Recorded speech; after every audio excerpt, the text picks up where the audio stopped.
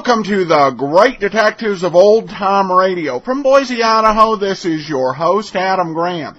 If you have a comment, email it to me, box13@greatdetectives.net. You can follow us over on Twitter at Radio Detectives. And become one of our friends over on Facebook, facebook.greatdetectives.net. Well, you have asked for it. When will there be an app for the Android phone? The answer is now. Our partners at Wizard Media have made the Great Detectives of Old Time Radio app available for your Android phone. Just do a search on your phone in the Android marketplace, and it's available at the same price as the iTunes app. Well, let's go ahead and we're going to take a listen to today's episode of Let George Do It. Serenade to the Southern Star.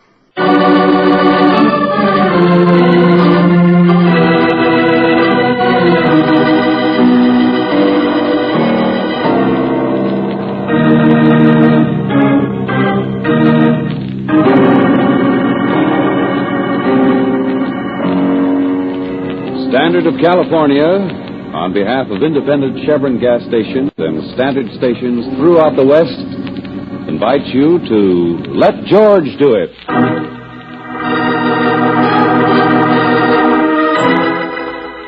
Serenade to the Southern Star, another adventure of George Valentine. Personal notice, changes my stock and trade. If life is a whirlpool and you're smack in the middle, you got a job for me, George Valentine. Write full details.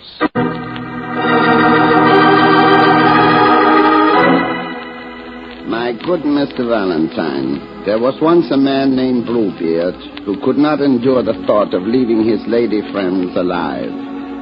But it is much more horrifying when you suspect that a woman has developed this same complex regarding her men. We are musicians, and she took an interest in our little group.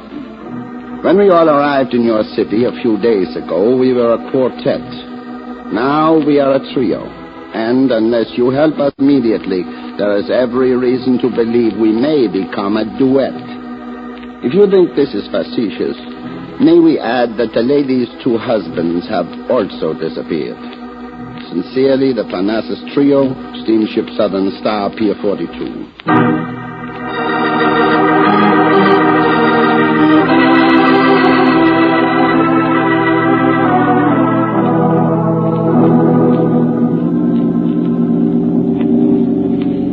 Valentine, Miss Brooks, my name is Paul. I am the conductor of our little symphony. Oh, how do you do? And this young man is Stuart, my drummer. Hello. About as musical as a pelican, but he so politely said he wanted experience for his college education. Don't worry, I'm getting it, too. Stuart, are you the one that this female Bluebeard has her eye fixed on? Oh, gosh, no. No, her tastes are a little more sophisticated. It is our third member, Fabio.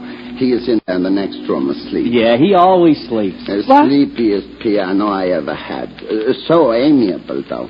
He is Latin, that is all. Well, so my letter intrigued you, huh? Oh, how could it help it?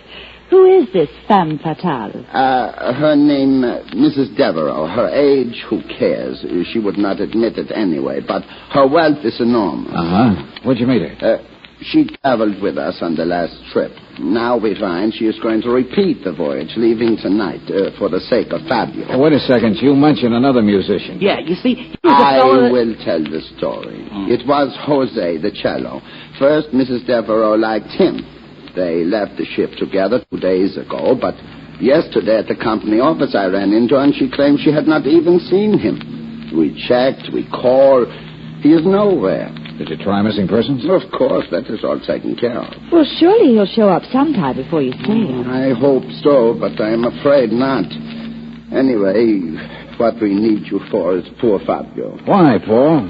What makes you positive Mrs. Devereaux so deadly? Yes, how do you know anything has really happened to this Jose or to the two husbands you mentioned? As I told you, Miss Brooks, there is nothing we can prove, but the woman is... She is simpatico. She is charming. She is beautiful.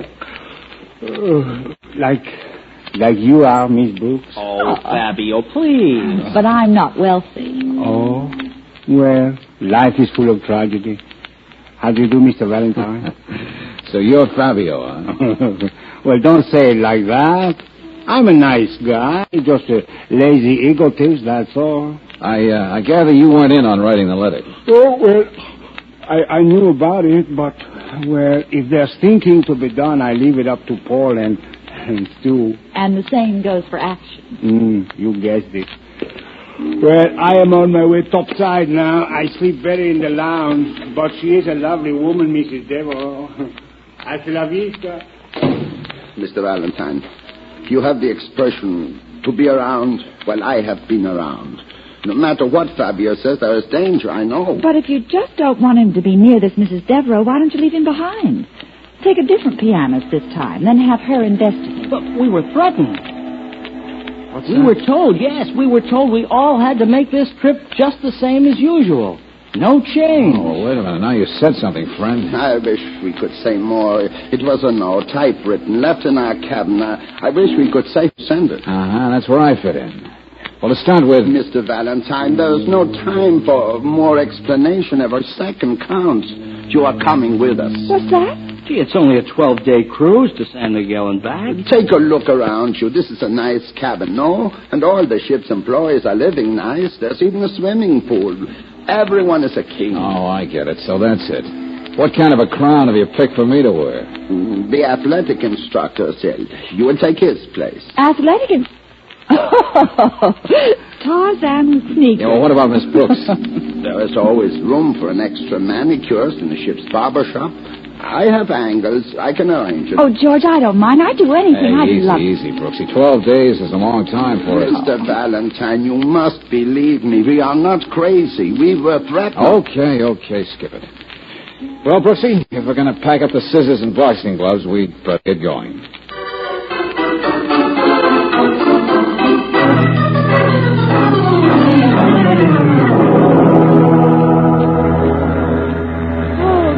Gangplank's still here. May I have your stateroom numbers, please? We're ship's personnel. Oh, give me your names. I'll check them all. Claire Brooks, manicurist. Up you go. George, my red bag. Yeah, I got it. Don't worry. Valentine. Valentine. George Valentine, athletic director. Hey, come on, hurry up, will you? Oh, here it is. Hey, mister, you're already on board. Huh? There's your name crossed off already. Oh, you're nuts. I'm Valentine. Yeah, I know. It's an old trick, mister. Look, let me on board, Buster. I'll get the purser. He'll tell you. Better luck next time. Look, fun is fun, Rollo, but... Hey, wait, I'll show you some identification. Nope. All I know is the orders are getting your names checked off. But if you got a real beef, there's a company man down at the pier there, guy in the gray suit, bald, see? But you don't... Nothing else I can do, mister. Okay, bureaucrat. Hey, I'm sorry. Excuse me, will you? Let me through, will you, please? Excuse me. Hey, you! Hey! On voyage, Matilda! Oh, brother.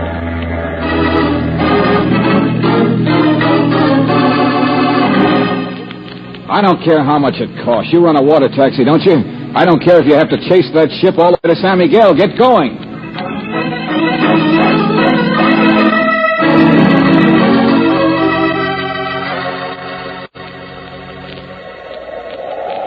Well, Valentine, the captain was certainly not impressed with your little demonstration of climbing a ladder. But, Mr. He Kelly... said, Purser, I want you to speak harshly with this man. Very harshly. He held up the boat 5 minutes. 5 full minutes. Yes, sir, I know. He said some other things, too, which I won't repeat. But look, Mr. Kelly, I told you the guy at the gangplank had crossed my name off. Nonsense. Bonded employee of the docks. Been there for years. Never makes mistakes. Well, then somebody else used my name. I don't know. Well, we've just completed our usual inspection. There's no one extra on board. Excuses won't get you anywhere, Valentine.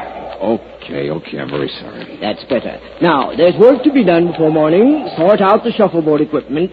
Deck tennis net needs repairing. Yes, I'll get on it, Mr. Oh, yes, and you might vulcanize that rubber horse for the swimming pool. I think it has a slow leak. Yes, I'm sure it does. Oh, George. Oh, hi, Angel. Gosh, are you going to miss the boat on our honeymoon? Be forewarned, I'm a man with gangplank fever. All right, we'll take a train. George, I've spotted that Mrs. Devereaux already. Yeah? She has cabin 3A. Probably out on deck someplace now. She's not exactly what I expected.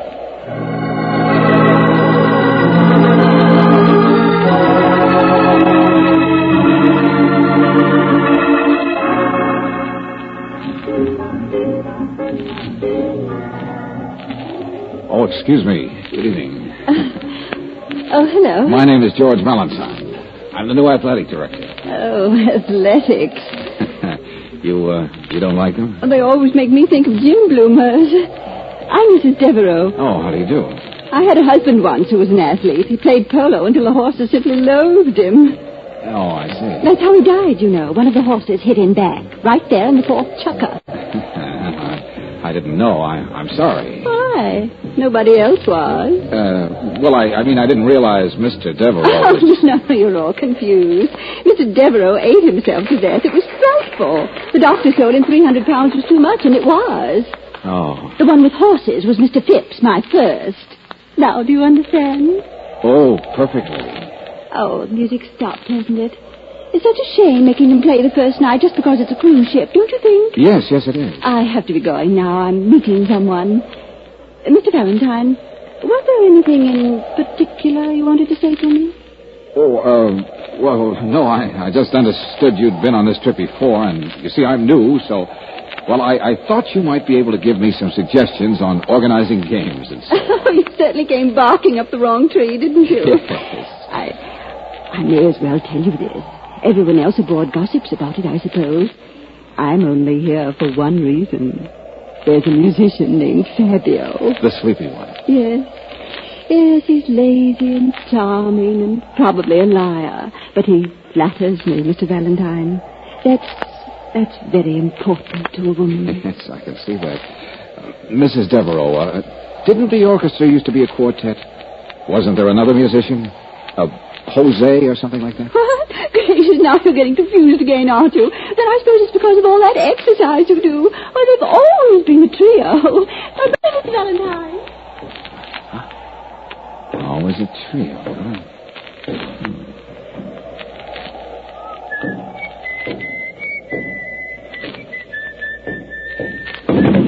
Okay, Buster, whoever you are, come on out of there.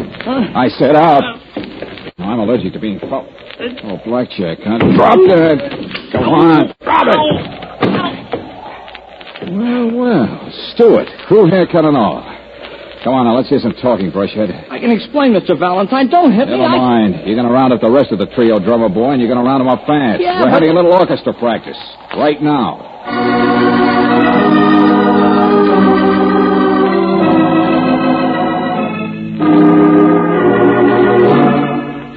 Young fool, Stuart. But I told you I was only going to use the blackjack on myself. I mean, just lie there and make Mr. Valentine think I'd been knocked out. I romantic you.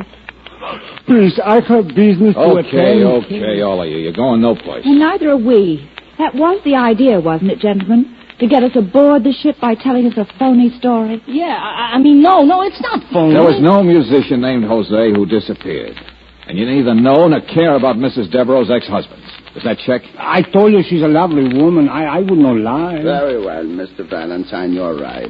Mrs. Bluebeard was a figment of the imagination, and we did want to lure you aboard. Sure, I wanted to make the story look better by having you find me like that, but we did get a note. That part of it is true. We were threatened. Well, we were. Okay, why? And this time I want the truth. Here, Mr. Valentine. We were going to tell you in due time. Look here in this drawer. Oh, look at all the cigarette cases. Uh-huh. Lighters, camera, and a wristwatch. And please understand, they are gifts. Gifts, not stolen. Oh, they're worth only a couple of $100 altogether. Nothing big. Where'd they come from? Well, you see, a ship's musician is not overpaid, but when you have been around a while, there are tricks to help. Go on. See, in the days of Prohibition, I was on European boats. And when we got to New York Harbor, I would invite a few friends aboard for, well, shall we say, parties. You mean you smuggle liquor? No, parties, that is all. Sell a few drinks to my friends. Uh-huh. And now what do you sell? To Mexico and back? For the ladies, naturally perfume. But we don't even sell it. A few lovely friends come aboard. We exchange gifts, that is all. Tiny bottles, nothing the officials would object to. Yeah, but duty-free just the Oh, same. you are splitting hairs. At least you will admit it is nothing important enough for someone to threaten our lives over. Yet the note told us we had to make this next trip as usual. We had to. No change or else. Well, it could make sense if someone is using you for real smuggling. Exactly what we thought. Something they put in a gift box of perfume, I suppose. Now, where'd you get them? There is a man in San Miguel who gives us cash for these presents. He also sells us the perfume. I see. And you got me along to hold hands with you the next time you go ashore to meet him. But don't you see, our only hope is to catch the real smugglers. Now, if we just came out and told anybody about all this, well, golly, the steamship company would fire us. The union would take away our You car. guys ought to have your heads knocked together, and I should have mine examined. Please, in the meantime, you'll enjoy the voyage. Look, friends, somebody's already tried to scratch me off. His name on the gangplank list. And the only one who could possibly have touched the list are the ones who came up the gang. Yeah. Whoever runs this deal, whoever threatens people, is right here on this ship. Oh, bon voyage.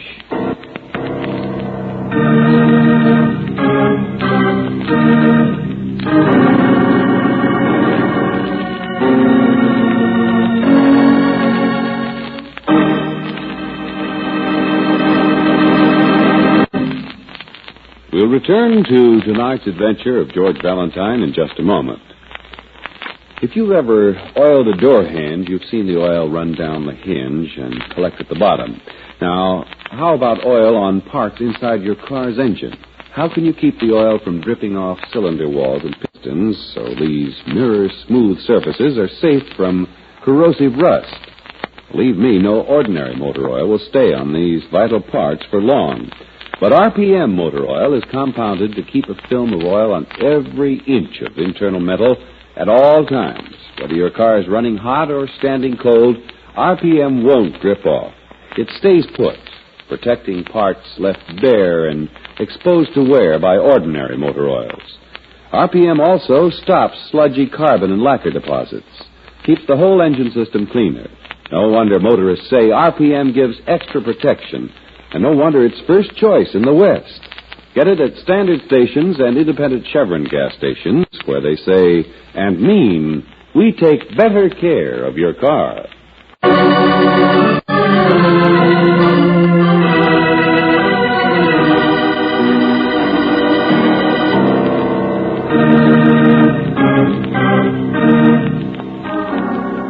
And now back to tonight's adventure of George Valentine. You're aboard the palatial luxury cruiser Southern Star under false pretenses, and the three musicians who hired you were so nervous they played false notes on the truth. However, the voyage is well underway now, and it's no secret that there's somebody aboard who doesn't want you around, somebody who's already tried to get you off the ship, somebody who has something to do with a dangerous bit of smuggling.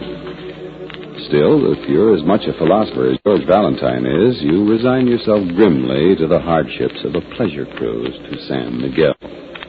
Any luck, George? No, you, Angel? Down in the beauty shop, they think I'm crazy. You know, eager beaver kind of crazy. I've managed to give a manicure to every woman on this ship, plus half the men. All you've learned about a hangnails. Yeah, just about. George, I'm scared. Oh, now take it easy. Well, they're not going to just let you go ashore with Paul at San Miguel. I know it.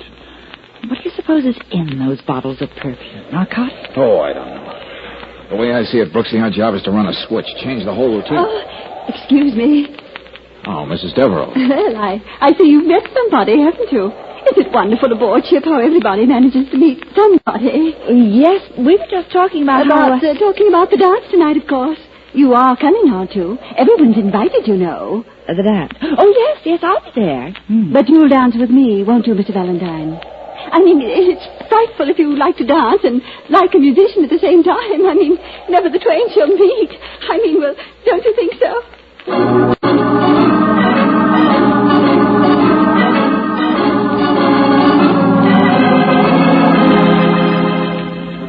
Mr. Kelling, what time do we go ashore tomorrow? Oh, I don't know. Anchor around 8. Officials come aboard. We send a lighter in with the baggage. Around 11, perhaps. I see. Anyway, as I was saying... Hello. Well, you look very lovely, Miss Brooks. Perhaps you'd care to... Mr. Valentine. Well, look, Mr. Kelling, all day that woman's been hounding me. She's afraid you won't ask her to dance. What? Mr. Valentine. Yeah, she thinks you're the best dancer on the ship. Why, if it isn't Mrs. Devereaux, shall we... Mr. Valentine. I was just saying you look lovely tonight. Lovely. Oh, very neat. Uh-oh, what's the matter, darling? Brooksy, listen. Meet me on the boat deck in 5 minutes. What is it? I'm going to take up the profession of smuggling myself, that's all. Boat deck in 5 minutes. George! I'll see you later. Ah, hello, my friend. Okay, I want to talk, Paul. So? This is a good place back here. Strange, no? There's something I wish to say, too. I have been thinking and discussing with Fabio. Yeah, what about? The reason we were threatened in the first place. The reason the smugglers did not just let things take their natural course. Okay, go on. When we arrived in the States the last time, we did not make the usual telephone calls to invite our perfume friends aboard. No? No. Instead, there was a little delay while we debated. You see, Fabio thought it would be a good idea to just give all our perfume to this woman he wishes to impress, Mrs. Devereaux. Only you and Stu voted him down. Yes, but it must have been the delay that scared someone, no? Mm-hmm. Yeah, it makes sense. I think it is very interesting. And tomorrow, perhaps... Paul, you're staying aboard ship tomorrow. What? I want you to give me all those cigarette cases and junk you sell to the man in San Miguel. I got a plan.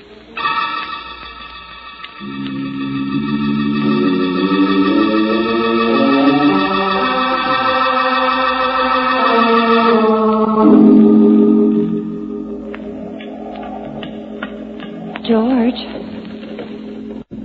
George? George! It's me. Oh.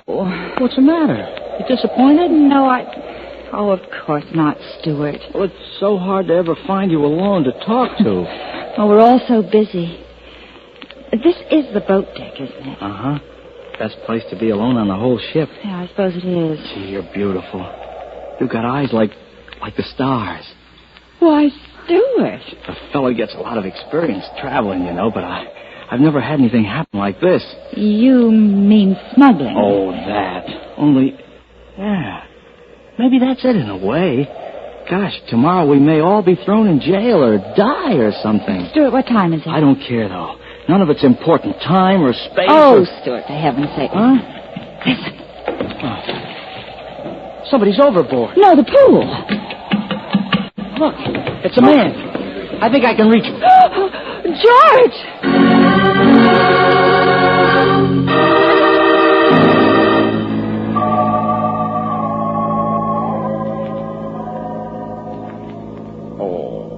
Take it easy, darling. You've been asleep, that's all. Yeah, sure, and a hammer works. The doctor gave you a sedative. Hey, was I awake before?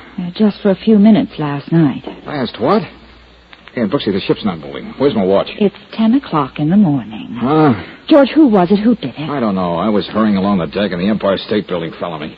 10 o'clock. Almost shore time. Hey, Brooksy, hand me my coat. I will not. Come on. Give me a boost. George, I don't care about that smuggling. Those crazy musicians can take their medicine. I don't Somebody care. tried to kill me, Brooksy. That's what I mean. They'll do it again. Angel, and what's left of my head, I remember there's something to find out.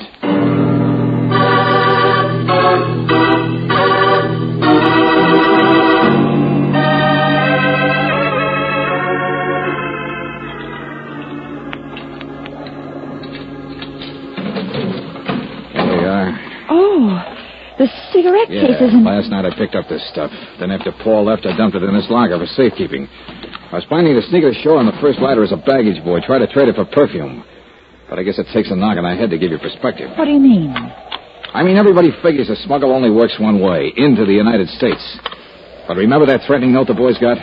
Yeah? Well, that threat would make a lot more sense, wouldn't it? If the sender of the note knew the stuff was already in their hands, packaged for delivery. And ready to be smuggled into Mexico. Yeah. Oh, golly, well, there's nothing in this one. Oh, wait a minute, Angel, this camera. Oh, George, it's a bracelet. Yeah, little bauble that's too hot to be peddled in the States, I guess. And there are some millionaires in South America, too. Well, hello. Oh, Fabio.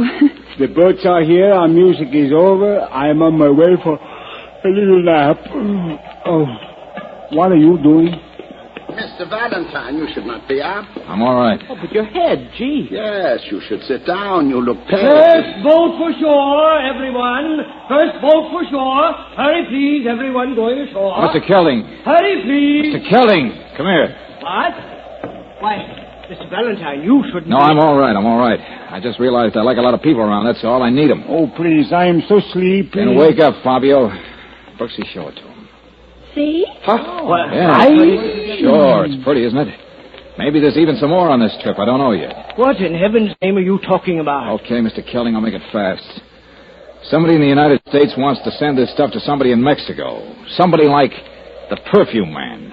They get a smuggler to supervise the deal, and the smuggler picks a patsy. No. 3 patsies, Mr. Valentine. Only this time the smuggler knew I was aboard, and he made a slip of the pencil. I do not understand. Well, I'll tell you. It's been bothering me for a long time, and now I think I've got it. My name was crossed off the gangplank list, remember? Yes, someone did it while coming aboard to stop you from being here. You keep saying that, Fabio, and you'll realize how silly it sounds. What? Now, how could anyone walking up a gangplank draw a line on a piece of paper in somebody else's hand? Well, gee, maybe... It just didn't happen, that's all. Oh, now, really, the line was there. Correct, Paul. But the line must have already been there before the gangplank guard ever got the list. Okay, Mr. Kelling, you're the purser. Maybe you can tell me what on a ship or who on a ship would be responsible for marking up such a list. Can you tell me, Mr. Kelling? And who'd have access to everyone's cabin to smuggle things in and out and leave typewriting notes? Look out. He's tougher than you think. I should have used the gun on you last night, Valentine.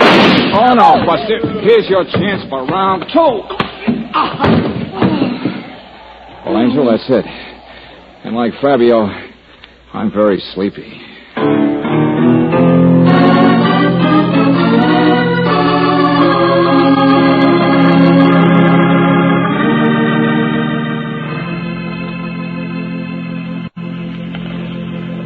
Yes, Mr. Valentine, I promise. Never again will I organize little parties for my friends when the ship reaches. Oh, yeah? Look at Fabio over there by the rail with Mrs. Devereux. He has the right idea. No. I'm too old, much too old. But I have been thinking, stamps. People collect stamps. And I travel many places. Perhaps if I could organize... Paul, if you don't mind, we'd like to be alone. Huh? Oh, excuse me. Well, this is something new, darling. Well, I just like to look at the moon, that's all. All right, I won't look at the moon. George, it's still several days until we get back home. And the captain does seem to be an obliging sort of man. And there's even an orchestra right here. I mean, well, doesn't it give you any ideas? Oh, sure, Angel, sure. How about organizing a game of shuffleboard tomorrow?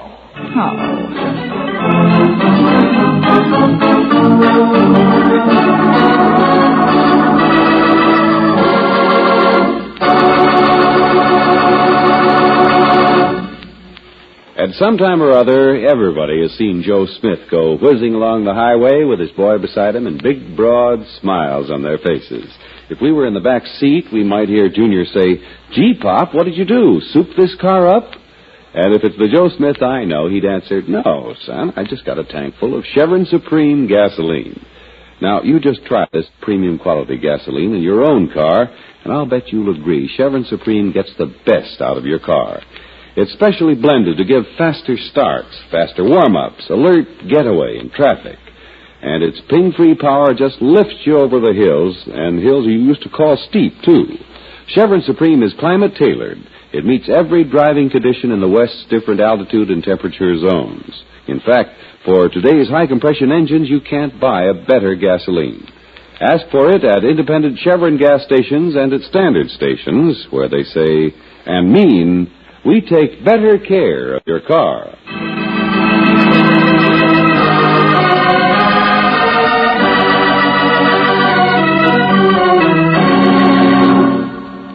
Next week, in the midst of another adventure, you will find George Valentine and Brooksy at the scene of an automobile accident, and... It must be suicide, George, don't you think so? I think so now more than ever, Brooksy. What do you mean? This note the police took off Freeholder's body. Old man Sturman was leaving him $250,000, quote, with full knowledge of the misstep Freeholder made as an accountant, unquote. Oh. So you think he killed himself so he wouldn't have to answer for embezzlement? I don't know, Angel, but it gives me an idea. There are 2 other people mentioned in the will. And right now, I'd like to find out what's in store for them.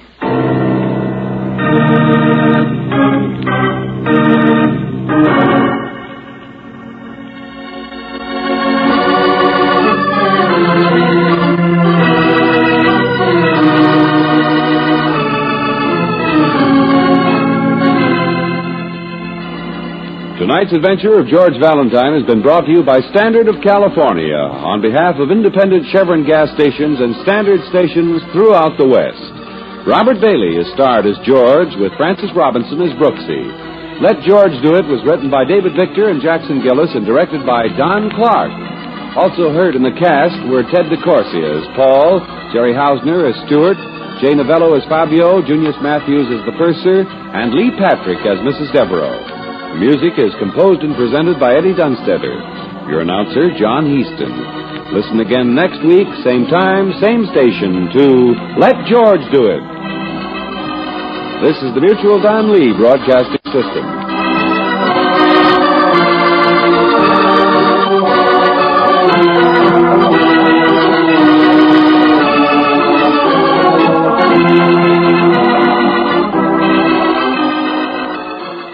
Welcome back.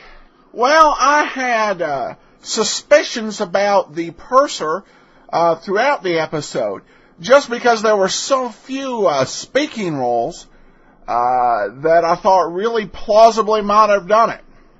By the way, an alert listener noticed something on a show we did a couple weeks ago, A Matter of Doubt. Keith says, a mistake in the end. Didn't George say the guy couldn't talk because he was shot in the neck? Yet he could threaten the boy. That's a point. I suppose you could stretch and say it was dramatic lessons, and what they were showing in that flashback was what the boy was afraid the guy would say if he could actually talk. No, actually, on second thought, that just doesn't work too well. So you're right, writers made a mistake. But when you're turning out 52 scripts a year or thereabouts, that'll happen now and again. All right, well, we're going to wrap it up for today. We'll be back tomorrow with Sherlock Holmes. In the meantime, send your email to box13@greatdetectives.net. Follow us over on Twitter at Radio Detectives. And you can become one of our friends over on Facebook, facebook.greatdetectives.net. But from Boise, Idaho, this is your host, Adam Graham, signing off.